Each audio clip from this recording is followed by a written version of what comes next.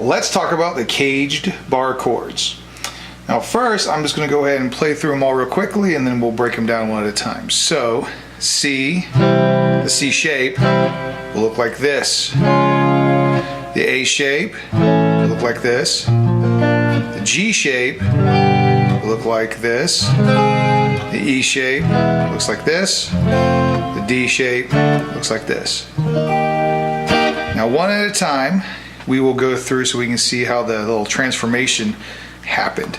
So the C chord, okay, now if we move it to the C-shaped bar chord, your first finger will end up covering the first fret on the first and the third string. You're going to use a bar, so you're actually going to be holding down 3 strings, but you're only really worried about the notes in the third string and the first string. So you have that, then your middle finger will play the second fret on the second string, and your third finger will play the third fret on the fourth string, and your pinky will play the fourth fret on the fifth string. Alright, this is the C shape. Try moving it around, different frets. Just getting used to the shape.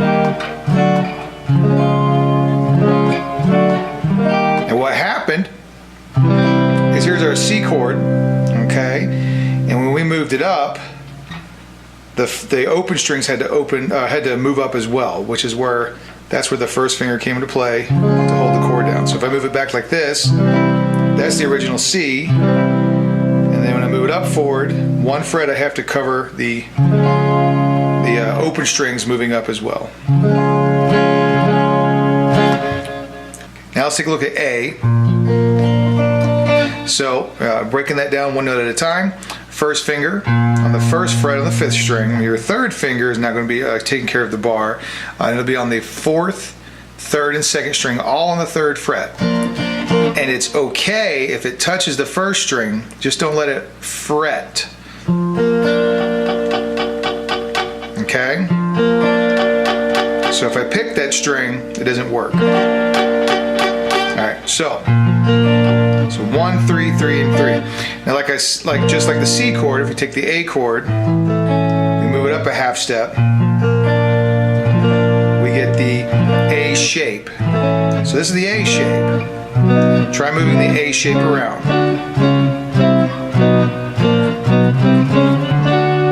This one's commonly used, so you want to get used to it. Everyone struggles with keeping these 3 strings down with 1 finger, but you'll get used to it. The G shape.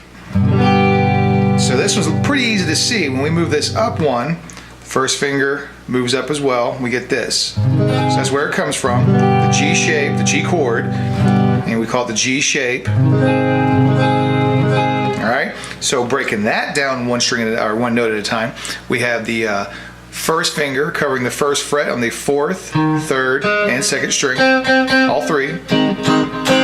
Okay, and then your middle finger will be on the 3rd fret on the 5th string.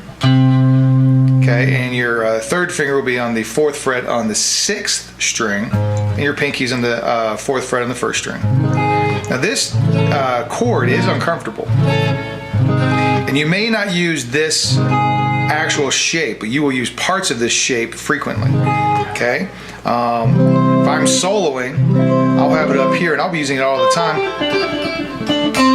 landing on notes that are out of this shape.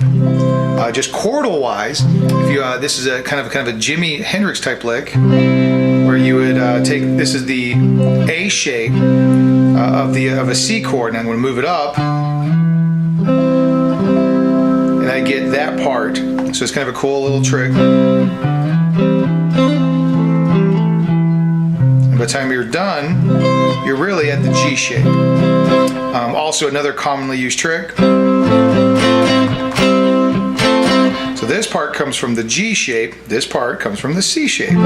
So this would be a G, and this, when I lay these 2 down, I get an F, because it's part of the C shape for F.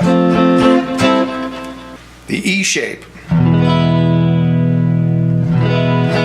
Alright, so if I move that one up, okay, I will have to refinger that, like that, and the first finger will cover everything on the first fret. So breaking that down 1 note at a time, your first finger will cover the entire fretboard from the 6th string all the way to the 1st string at the 1st fret. Okay, your 3rd finger will cover the 3rd fret on the 5th string, your pinky covers the 3rd fret on the 4th string, and your middle finger covers the 2nd fret on the 3rd string. Now this one is probably the most common used out of all your caged bar chords, even more so than the A shape. So this is your E shape. And that happened from taking the E chord, moving it up 1 fret, and all your first finger compensated for everything that was open. The D chord. Okay? So we move this up. And we have to cover what was open, which was the 4th string, so we have to mess up our fingers, and that'll be on the 1st fret on the 4th string. Okay, now I'll use the middle finger for the 3rd fret on the 3rd string. Okay, pinky on the 4th fret on the 2nd string, and then the 3rd finger for the 3rd fret on the 1st string.